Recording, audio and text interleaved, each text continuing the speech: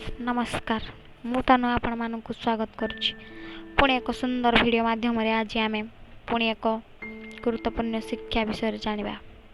Video आरंभ करने पूर्व एक सुंदर कहानी कहबी जहाँ प्रत्येक मनुष्य शुणा आवश्यक। थरे जड़े शिष्य तांको गुरु को बहुत सम्मान करुथिले।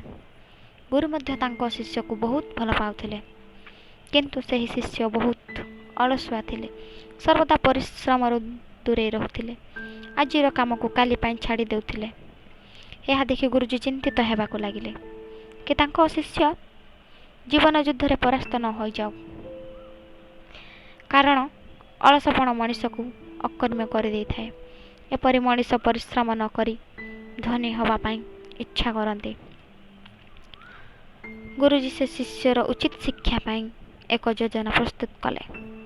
दिने से शिष्यर हाथ रे एक कला पत्थर खंड दे कहले, मु तुमको एही जादुई पत्थर देउछि। मु 2 दिन पाई अन्य एक गाँ को जाउछि। जहाँ भी लुहा जिनिस ए पत्थर रे स्पर्श करिवो ताहा सुनारे परिणत हेबो, किंतु मने रख द्वितीय दिन सूर्यास्त परे मु याहाकु तुमठारु नै जिबि। शिष्य एही सुजोग पाई बहुत खुशी हेले, किंतु अलसुआ हेतु से प्रथम दिन कल्पना रे ही बिताई देले। मु केते सुना पाइबी, मु बहुत धनी होई जिबी, एहा कल्पना करी करी प्रथम दिन बीतीगला। तापर दिन से जेते बेले सकाळ उठिले सेते बेले से मने पकाइले जे आउ सुना पाइबे बपाई द्वितीय बा शेष दिन। से मनरे चिंता कले जे गुरुजी देइथिबा कला पत्थर लाभ उठाइबे। से स्थिर कले बजार बड़ बड़ लुहा जिनिस किणी सुनारे परिणत करिवे। से दिन भी गला, सेमिति भावना रे बसी थिले जे बहुत समय अछि, आउ किछि समय परे बजार को जाई सामग्री आनिबी। एमिति भाभी भाभी मध्याह्न भोजन परे सामग्री आनिबा को जीवी, किंतु खाइबा परे तांकर विश्राम करिवार अभ्यास थिला, किंतु अलसुआ हेतु सोइबा रो गभीरता रे हजी जाइथिले। जेतेबेले से उठिले सेतेबेले सूर्यास्त निकटरे। वर्तमान से बजार आड़कू दौड़िले, किंतु बाटरे से गुरुजी को पाइले। तांकू देखिबा परे से तांको पाद तले पड़ी गले।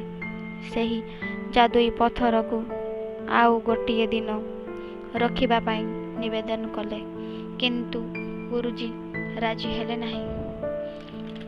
शिष्यर धनी हेबार स्वप्न भांगी गला, किंतु एही घटना हेतु शिष्य बहुत बड़ शिक्षा पाइले। से निज अलस पाई अनुताप कले। से हृदयगम कले जे अलसपण तांको जीवन पाई एक अभिशाप। एथर से शपथ कले केवल काम रे अलस हेबे नाही, जणे परिश्रमी सतर्क एवं सक्रिय मनीष हेबे।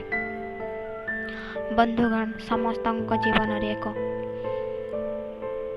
रु अधिक सुजोग आसी थाए, किंतु अनेक लोक केवल अलसुआ हेतु सुजोग हरांती। सेथिपाई मु कहिबाकु चाहुछि जे यदि आपण सफल, खुशी, भाग्यशाली, धनी किंबा महान हेबाकु चाहंती, तेबे अलसुआपण परित्याग करंतु। चतुरता कष्टदायक, परिश्रम एवं निरंतर सचेतना भली गुण विकास करंतु। जदि किछि सुजोग मिले बा गुरुत्वपूर्ण कार्य मिले, लेट करने को जदि चिंता करती, तापरे निजको एक प्रश्न पचारंतु, जहाँ काली करिबि ताहा आज काहेकि नुह। रहुछि। नमस्कार।